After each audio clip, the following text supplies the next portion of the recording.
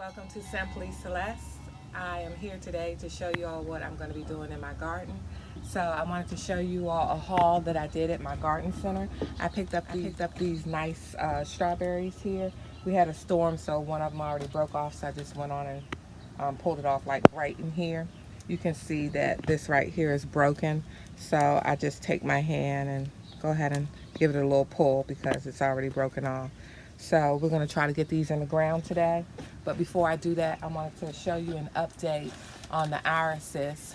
The last video I had showed you all the irises hadn't bloomed yet. But today I want to show you that they are trying to bloom. Let's zoom on in a little bit closer so you can see this. So this right here, this iris is going to bloom, and it is gorgeous, you all, when it blooms. So we're going to follow this up. We are going to have a real bad thunderstorm here in a couple of days. And when it starts to bloom, as long as it's not storming, I'm going to come out here and show you all an update on these so you can see them. I have two different varieties, but this particular one is ready to go. But I'll show you that when that time comes. So come on, and let's just show you the garden out here. So as you all are aware, I wanted to move this garden here. I told you last year we had put some tomatoes here, and I had a long garden bed here and a 4x4 here, and I also had planted some squash and zucchini right there in that flower bed. But we went on and pulled the boxes up here, as you can see. We haven't done anything to it because we went on and decided to go ahead and move it over into the gate. So let's go take a look at that. So as you all remember, this garden here was filled all with weed and grass, and we also had some barrier down in the garden. So we pulled the weed fabric up, and I had my husband build. These 4x4s here. So we have two 4x4s. This particular garden here, come on in a little bit closer. I know we talked about, this is my a blueberry bush here, one of them. It's a big mound of fire ants in it. I had showed you all, and I told you I was going to treat it with something organic. So I did do that. I actually poured the vinegar, and this powder here is just cornmeal. So what it does is when the ants get to it, it's just going to eat it and take it back to where the other ants and stuff are, and it just blows their stomach up and they eventually die. But it's a process. It's not like something that's immediate. So that's what I've been dealing with this for the last couple of days. So I'm hoping I can get in here and clean it up, but I don't want to put my hands in it until all the fire ants are gone. I don't know if you all ever been bitten, but it's not nice. So these strawberries here, we're going to end up trying to put them here in this garden, this long box here. And so I'll sit those down. So what we did is, in order to fill these garden boxes up, we used compost, we used organic soil, we used peat moss, and we also used, let's see, what did I say? Oh, and cow manure. So this is what my son had and dump all those bags right here in this garden. So what I'm going to do is just go ahead and mix it all in, and then try to plant a few of the strawberries, water it down, and get moving on the other 4x4s. But I didn't. So before I go ahead and start mixing this, I'm going to show you all the bags so you can see what they look like.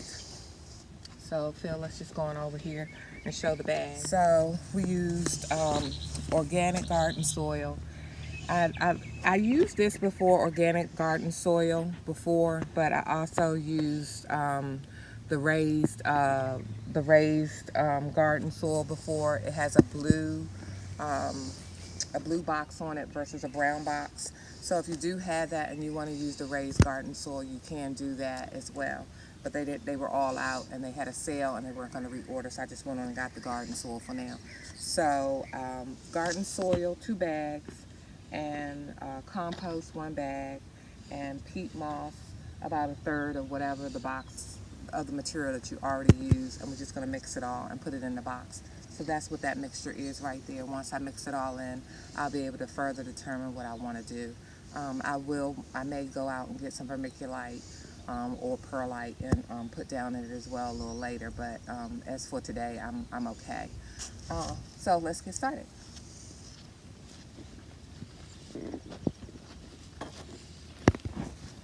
So what we're going to do is just mix it all up, like I said, all the soil. How to get it in here good.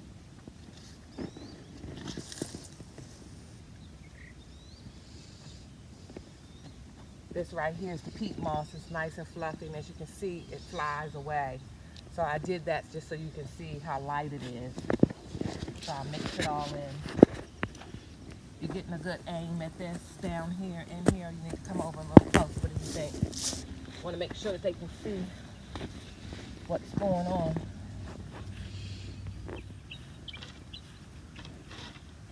So we're mixing and mixing and mixing.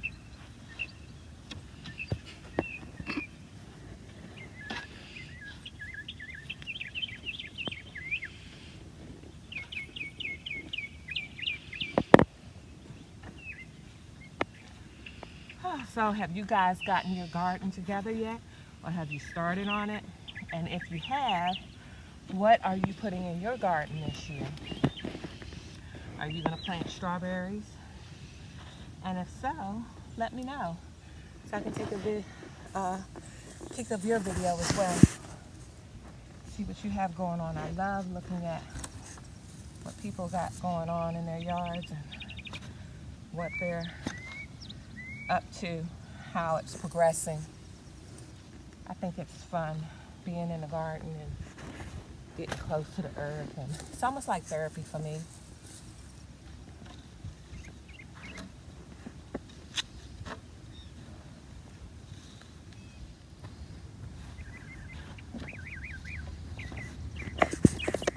Okay, so let's get a little bit more on this side. And we're gonna get these strawberry plants in here. I'm not going to put them all in today because I'm going to put some. I like to have a little bit on my patio. Strawberries on my patio, berries. So in case we want some for breakfast, I don't have to come all the way. I mean, it's not real far from the house, but I don't have to come all the way up into the garden to get it first thing in the morning. I can just go and pick them right off the deck. So I'll put a few on the deck. And I'll put some in here. Okay, you guys, I think that's pretty good for now.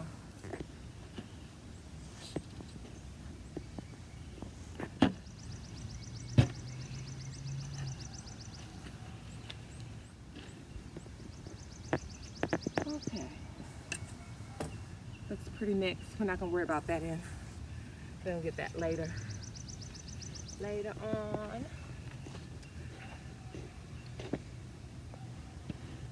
Okay, so with the strawberry plants, we're only gonna plant them about 6 to 8 inches apart.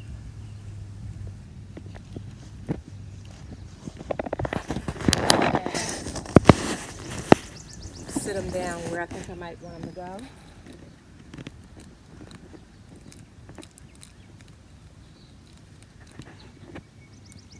Uh-oh. Did I hurt one? So, I know they said 6 to 8 inches apart, but like these things start running, have runners on them. And let's see. I'm gonna do it like that. I'm gonna do 3. And mine are gonna be a little bit, mine are more like a foot apart.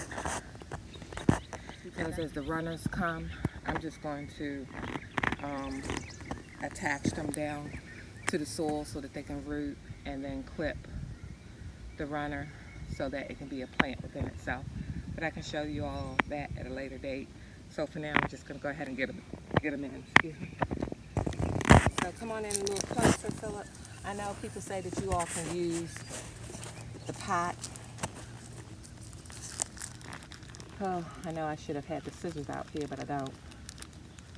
So I'm really, really messing with these,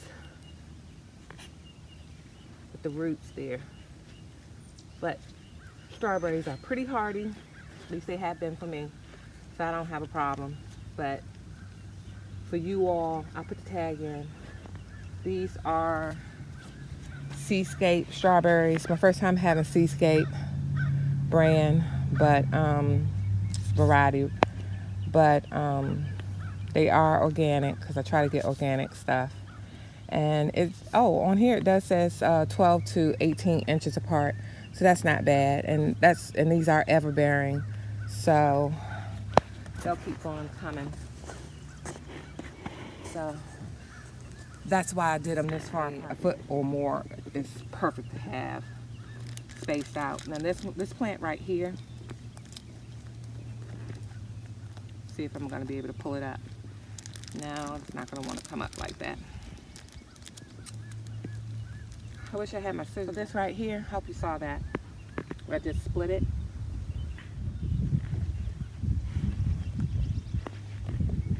You don't want to put, so this right here is like the little ball piece of it. You don't want to bury that down for the strawberries. Make sure you don't bury that down in the ground. Keep it so that it's above the ground, the dirt level. These right here are called June bearing, and I've had June bearing before. It is a perennial, so that means it comes back every year. And of course it has the grow instructions on here. And this one's 18 inches as well. So I'm gonna put that tag down in here. Take this one on out. Are these the same? Let's see. Yeah, this is a Seascape, so I'm gonna keep Seascapes all together.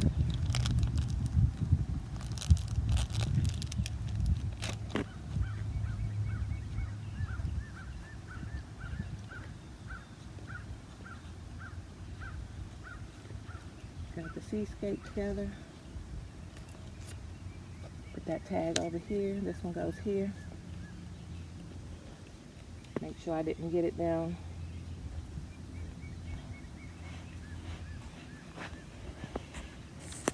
Make sure I didn't bury the root ball.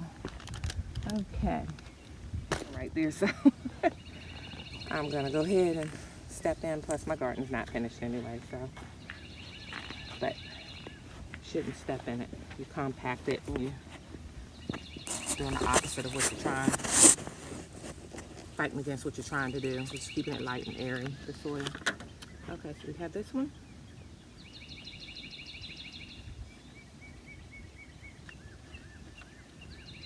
This is the June berry one as well. You guys don't worry about the soil and all of that. I'm gonna end up fixing this bed with just a little bit more soil and everything. I was just trying to save on camera time here. The rest of the soil in this garden. So we have this one, and we have this one.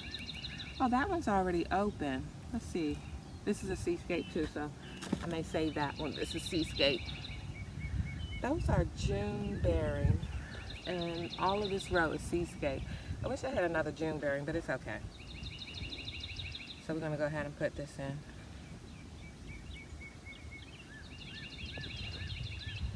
Kind of curious to see how the Seascape do compared to the June bearing. I can't remember the other name that I used to have, but okay, you guys, so this is the garden, strawberry garden. We have 6 in just that quick. Let me make sure this is just one plant. Yeah, this is just one plant. Get some of that dirt from around there. So all I have to do now is just go on in, pour a little water on it, and it's done. So let's just come back, take a recap of what we have. So yeah, this is the garden. Looks good so far, doesn't it? And remember, peat moss, organic garden soil, or raised bed garden soil, compost, and another bag of your garden soil or raised bed soil. So that's it, you guys, for the video. Thanks for tuning in. Please hit that like button and subscribe so you can see more videos. And I'll see you in the next one.